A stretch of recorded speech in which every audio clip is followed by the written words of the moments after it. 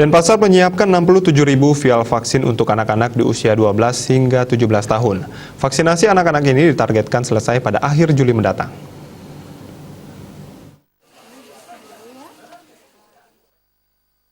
Menurut Kepala Dinas Kesehatan Kota Denpasar, Dr. Leluh Sri Armini, vaksinasi pada anak-anak yang berumur antara 12 hingga 17 tahun di Kota Denpasar menyasar 67.000 yang sudah siap di UPT Farmasi Kota Denpasar.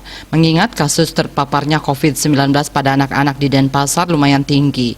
Ia mempercepat vaksinasi terhadap anak-anak, bahkan ditargetkan hingga akhir Juli 2021 yang dilakukan berbasis sekolah dan pos pelayanan kesehatan. Jenis vaksin yang digunakan yakni Sinovac. Sasaran anak di Denpasar itu kan tadi sudah dibilang sama Pak Wali ini sekitar 67 ribuan itu.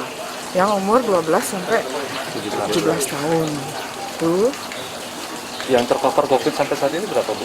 Oh.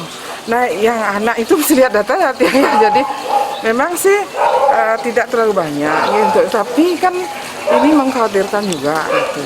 Sehingga perlu kita percepatlah vaksinnya. Vaksinnya kita targetkan sampai akhir Juli. Untuk akhir Juli. Jadi dia berbasis sekolah, tapi dan pasienkes, tapi diutamakan untuk sekolah. Kalau dia misalnya kan ada nih yang gini tamat SMA itu misalnya kan umurnya belum 17 gitu umpama.